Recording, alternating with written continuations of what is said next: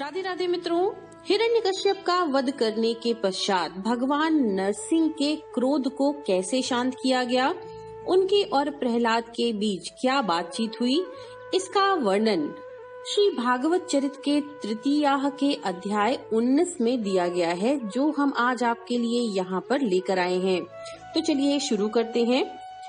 हिरण्यकश्यप को मरा हुआ देखकर सभी देवता आकाश से आ गए और भगवान नरसिंह को क्रोधित देखकर विनम्रता से प्रार्थना करने लगे।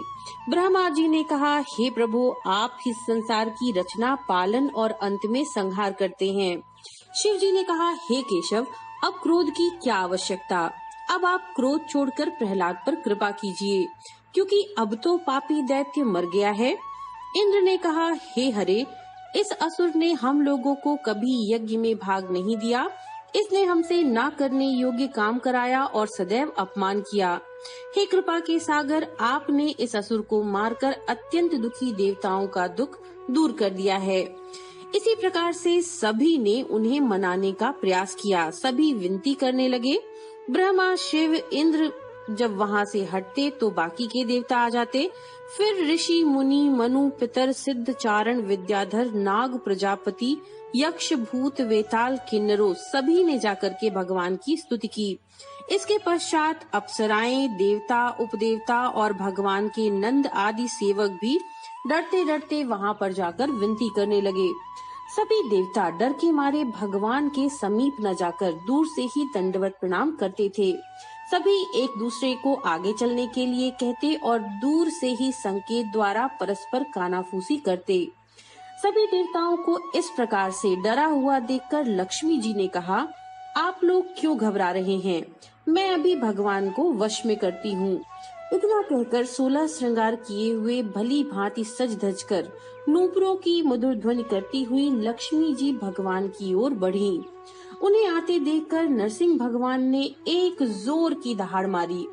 अब तो माता लक्ष्मी डर के मारे वहाँ से हट गईं और थर-थर कांपती हुई कहने लगीं, ये मेरे स्वामी नहीं, कोई और हैं।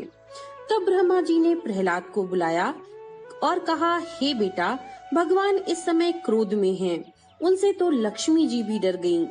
तुम उनके भक्त हो, अतः तुम ही उनके पास जाओ और उनके चरणों में गिरकर प्रार्थना करते हुए नरसिंह भगवान के क्रोध को शांत करो। तब प्रहलाद ने कहा, हे पितामह, मैं ही भगवान के पास जाकर अत्यंत दीनता पूर्वक प्रार्थना करके प्रभु को सब प्रकार से प्रसन्न करूंगा।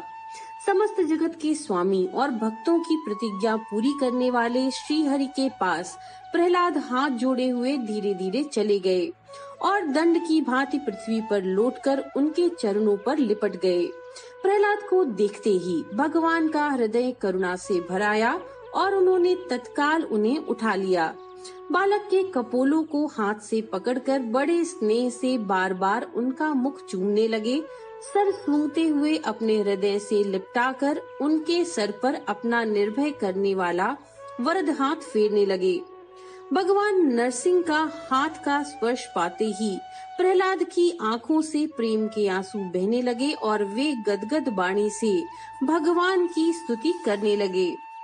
प्रहलाद बोले, हे कृपानाथ, इस संसार की रक्षा करने वाले हे प्रभु, जब जब भक्तों पर संकट पड़ता है तब तब आप उनके दुखों को दूर करते हैं।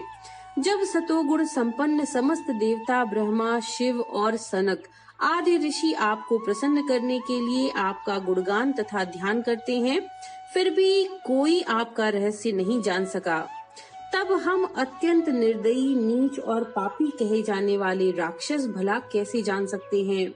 हे प्रभु, आपने मुझ पर इतनी कृपा करके अपना प्रिय समझकर दर्शन क्यों दिया। अपनी तपस्या के प्रभाव से भी कोई आपको नहीं प्राप्त कर सका है। भक्त होने पर तो आप पशु पर भी प्रसन्न हो जाते हैं, परंतु भक्ति से हीन ब्राह्मण के यज्ञ में भी नहीं जाते। आपने असंख्य दुष्ट और चांडाल आदि भक्तों को भी अपनी भक्ति से तार दिया है। हे नरसिंह भगवान, हे नाथ, जो मनुष्य आपका ध्यान जिस रूप में करता है उसे आप उसी रूप में दर्शन देते हैं। जिस प्रकार दर्पण में जैसा रूप होता है वैसा ही दिखाई पड़ता है।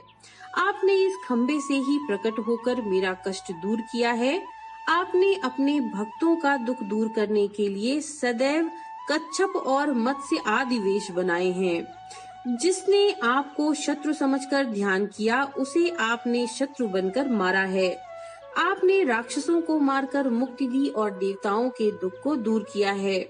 आपने संसार के जीवों के कल्याण के लिए ही अपनी मधुर लीलाएं की हैं। मैं सदैव भक्तों के साथ रहकर उनको आपकी लीला गा गा कर सुनाया करूं, और हे नरसिंह देव, मैं निरंतर आपके मनोहर स्वरूप का ही ध्यान किया करूं। हे नाथ, आपके चरण रूपी नाव की शरण लेकर मैं इस संसार सागर से पार हो जाऊं।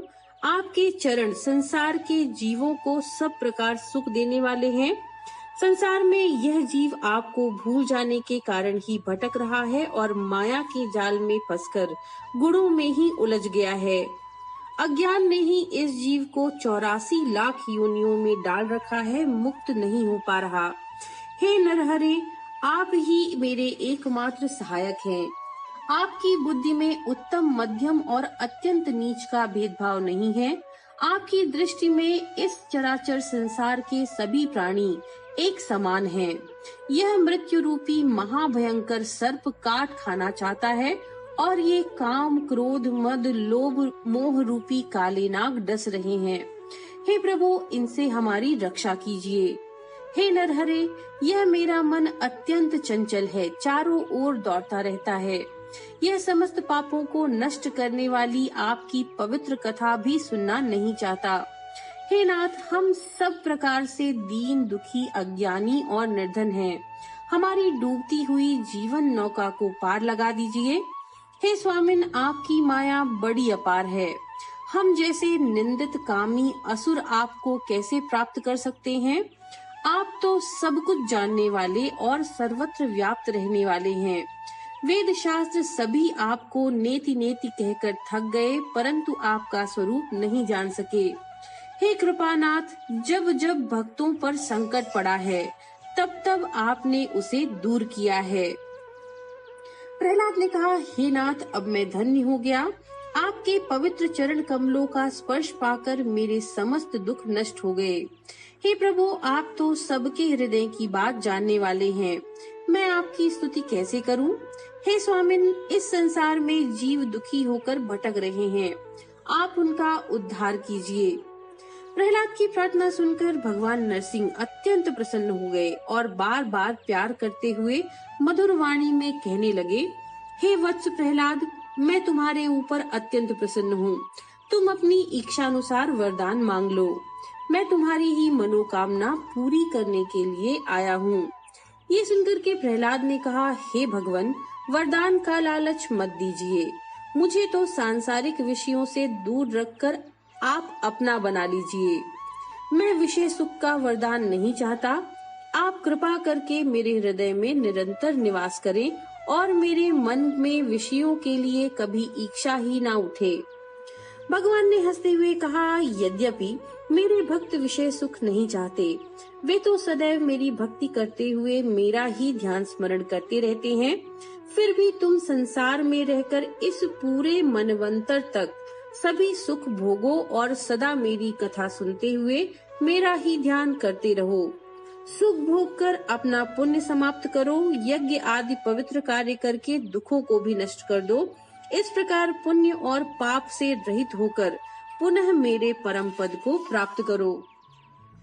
भगवान ने प्रहलाद से जब बार बार वरदान मांगने को कहा, तब उन्होंने वरदान मांगते हुए कहा, मेरा यह पवित्र कार्य भी पिताजी को अच्छा नहीं लगता था।